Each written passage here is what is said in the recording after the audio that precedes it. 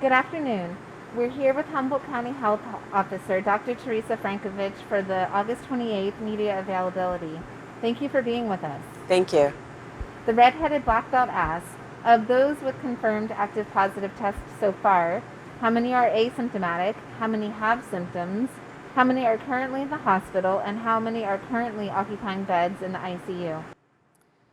So I'm not quite sure with this question, but in terms of what types of symptoms we see with individuals, you can find that on our dashboard, the range of symptoms that we see in people who have confirmed cases locally. In terms of how many people, if it's a question about persistent symptoms, again, we follow people through their isolation period and or quarantine periods. And so there are some individuals where we may follow them for a couple of weeks or so, sometimes slightly longer, depending on how they're doing with their clinical course. And we know whether they're still having, for instance, cough or how late in the course they had fever. But we do not follow patients long-term. That is in their primary care setting. And then there are some national projects going on to follow individuals long-term, but we don't do that on the local level. In terms of current hospitalizations and beds occupied, we don't report on our current hospitalization utilage, but we do report on the total number of individuals who have been hospitalized through the course of this, so people can watch that over time. Thank you.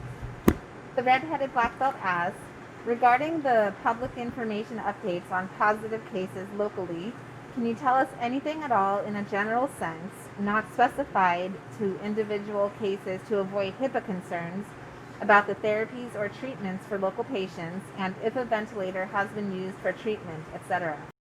I believe in our location, we've talked about this before, we've had individuals who've received remdesivir, we've had individuals who've received convalescent plasma, and also dexamethasone.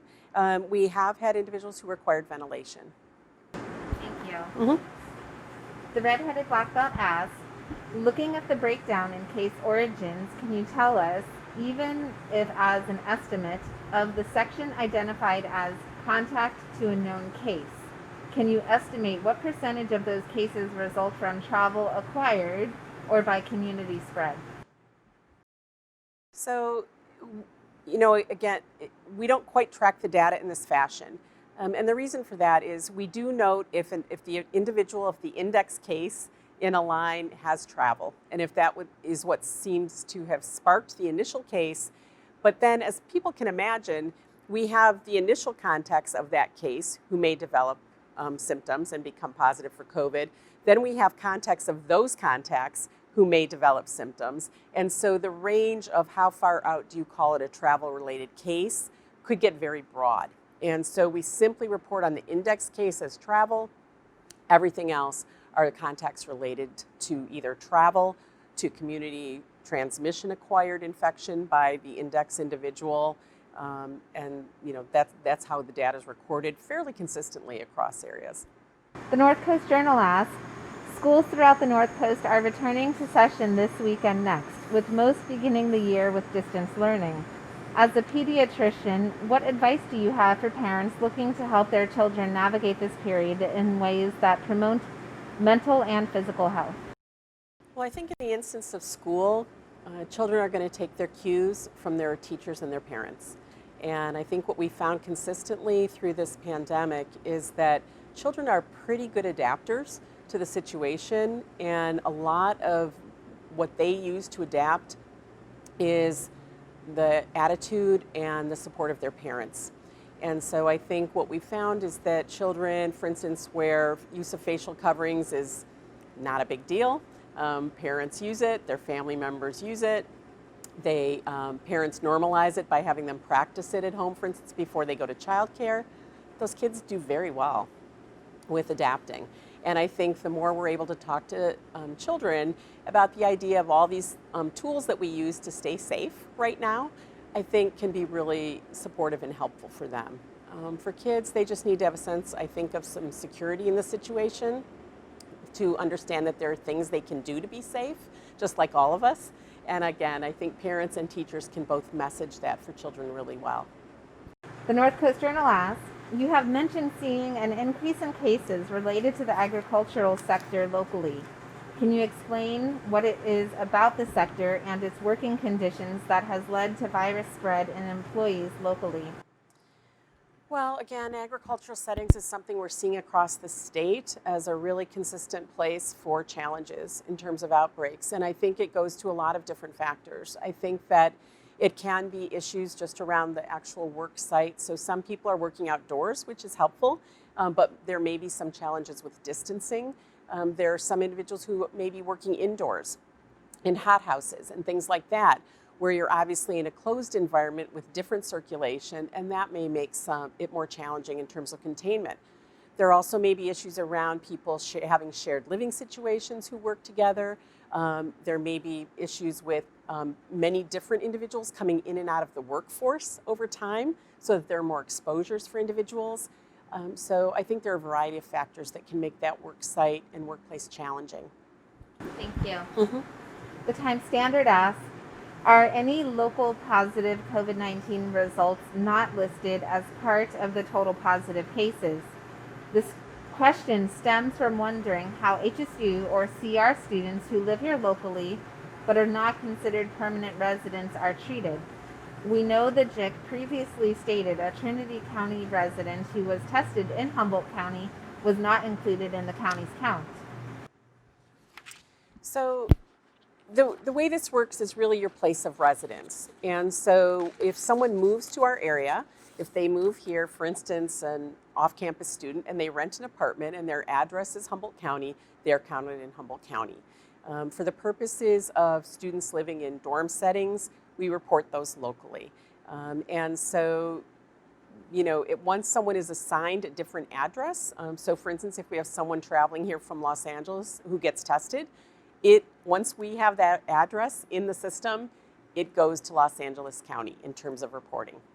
So, it's really based on residence.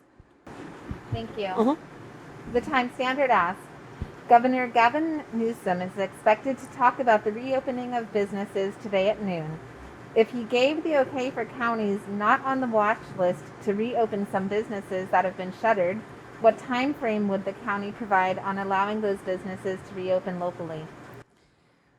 Well, unfortunately, I was in another meeting at the time of the governor's announcement. I have been on state calls in the last several days about this, but we've received no documents to date, nothing really that we can review. And the discussion has been evolving over time because there's constant adjustments. And so what I'm looking for right now is to get the written documents that are related to this plan of a new tiered system and business reopening. We'll be looking at those and we'll be talking about those a lot early next week, I'm sure. Thank you. The Lost Coast Outpost asks, there are at least a couple of months of fire season left in California. Has the county been preparing for the possibility of evacuations and emergency shelter facilities in the time of COVID? Are you working with other agencies or governments on this problem?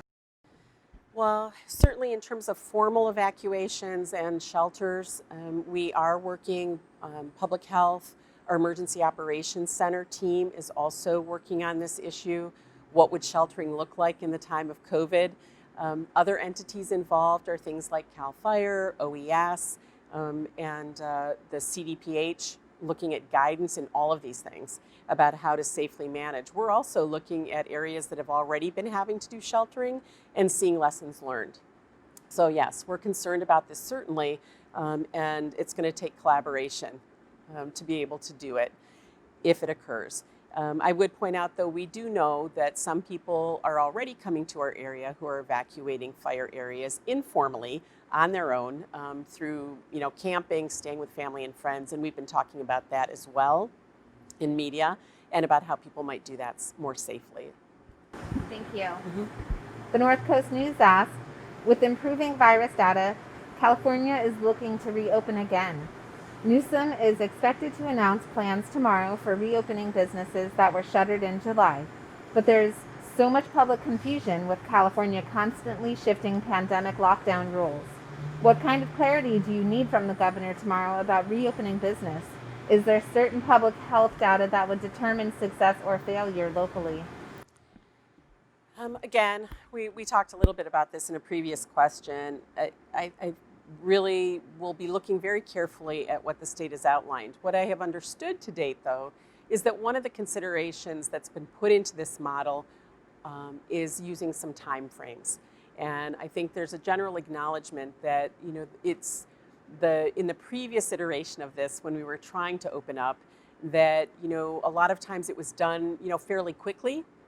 And that, when we had talked about the idea of waiting some incubation periods and seeing what an impact is of opening before you move to the next step, I think that's something that is likely to be more, emphasized in this model that's coming forward. And I appreciate that, because what we're learning is that in response to a big change that you make locally, it may take at least 2 to 3 weeks, sometimes more, before you see what the impact of that move is.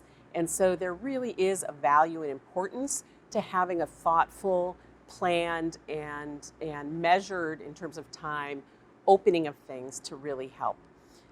I do want to point out, I have not seen, again, what the exact tie-in is between the tier that you're in and the businesses that will be open. But I do want to point out to individuals that whatever the state framework is that's put out there, it's the state framework. We actually locally have the ability to customize that in terms of being more restrictive, not less, but more restrictive. So if, the governor's statement today does not change what we're doing locally in Humboldt today. It actually informs what we're able to do going forward, and we'll be making those plans together with our partners. Thank you. Mm-hmm. The North Coast News asks, flu season is still a couple of months away, but local pharmacies are starting to offer a flu vaccine now. With talks of a potential twindemic with the flu and COVID-19, do you suggest people be immunized against the flu now or closer toward the fall? Well, the rule of thumb in public health has generally been when vaccine becomes available for flu, go ahead and get vaccinated. And so I don't think there's any particular need for people to hesitate at this point, and we certainly want people well vaccinated this flu season. It's going to be incredibly important in helping us manage this pandemic. Thank you. The North Coast News asks, with COVID-19 mirroring flu symptoms, it would make sense that some people with the flu may believe they have COVID and get tested. Do you worry that an influx of flu patients getting tested may put an unnecessary strain on testing capacity because non-COVID patients would be receiving tests? Quite honestly, when you look at the symptom lists for flu and for COVID, there's an enormous amount of overlap. In fact, I think in many cases it will be very difficult to distinguish which people have clinically. And so my sense is that we're going to be testing a lot of individuals who may have the same symptoms and will either test positive for COVID or test positive for flu.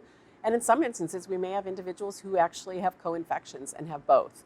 So our goal in this flu season is to be able to do good turnaround testing for everyone who's ill so that we can identify what the problem is. And so I want to have enough capacity that we can do that. Thank you. Mm-hmm. The Redwood News asks, would any of our local cases of COVID-19 be considered long haulers? Or have any of our cases reported persistent symptoms even after being deemed recovered? Are any long-term health issues, etc.? Are you able to give residents an idea of what those symptoms may look like? So again, we addressed this a little bit in a previous question. We follow people in the short term. We don't follow them in the long term. And that's really done, again, through national and state research projects and primary care providers. But I can tell people that we have, in general, most of our cases, by the time they exit isolation, the majority of our cases really are having minimal to no symptoms. One of the symptoms that tends to persist a bit longer is loss of taste or smell. Getting that back to normal may be a little bit more so. But it's important to remember that when we talk about this, the majority of our patients have been younger, healthier people who have not had severe disease. And so as we, again, see more transmission in our area and the potential involvement of people who are older, who may have underlying medical conditions that are more significant, or even as just the general numbers get bigger and we see some complications in people who are even young, that all may change. But right now, I would say the majority of our individuals have a fairly quick recovery and are doing well. Thank you. Mhm.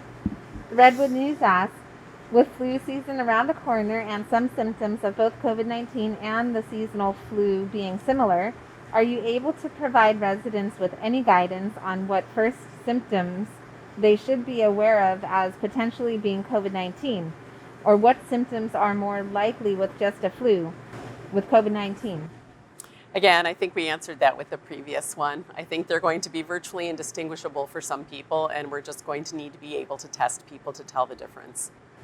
Thank you, and thank you for being here with us this afternoon. Thank you.